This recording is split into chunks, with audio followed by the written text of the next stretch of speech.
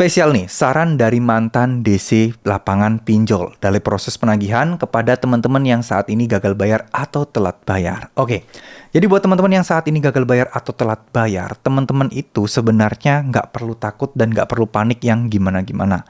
Langsung to the point aja. Seorang mantan DC yang pernah share dengan saya, mungkin join di live streaming saya, atau mungkin ya sering bantu chat-chatan atau mungkin balas-balasin komentar. Beliau mengatakan bahwa ya sebenarnya nasabah gagal bayar itu tidak boleh takut dan tidak usah takut. Nggak perlu takut karena DC juga nggak bisa ngapa-ngapain. Cuman memang sengaja dibentuk atmosfernya, kondisionalnya itu sengaja dibentuk supaya ya akan terkesan menakutkan.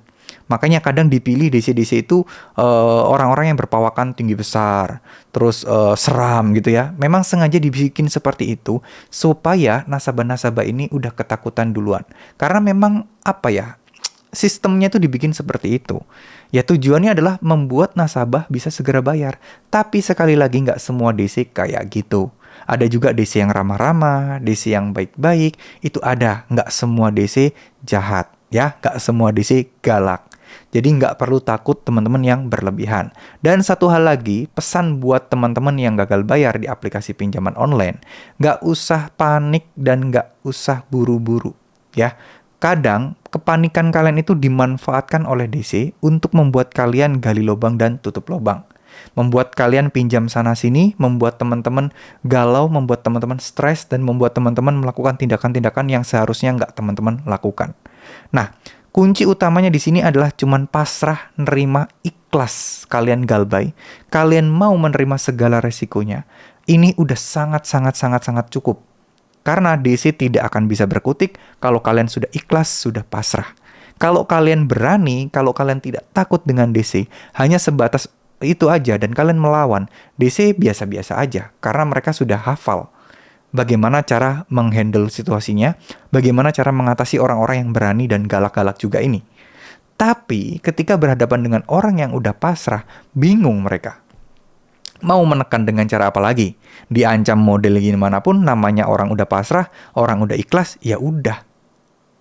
Bingung, harus mikirin gimana caranya. Mau apa? Ujung-ujungnya blunder. Ujung-ujungnya kalau dipaksakan blunder. Mau mengancam keluarga, mau mengancam orang-orang, ya jadi pidana, blunder. Dan orangnya juga pasrah, mau diancam apa-apa yang harus dilakukan lagi. Nah, itu yang bikin DC lapangan tidak bisa bertekuk. DC lapangan tidak bisa berkutik. Ya, itu adalah caranya. Nah, sekarang gimana bisa membentuk diri kita itu untuk bisa ikhlas pasrah? Gak ada kecuali kalian berusaha sendiri dan kalian memasrahkan, mengikhlaskan semuanya dengan Tuhan dan berharap pertolongan dari Tuhan. Itu adalah kunci yang harus teman-teman pahami dan harus teman-teman lakukan. Ya, karena itu adalah ujung dan sumber dari segala solusi yang ada. Beneran, saya nggak hoax, saya nggak sok suci karena saya pun juga pernah mengalami situasi terlilit hutang dan cara seperti ini paling ampuh.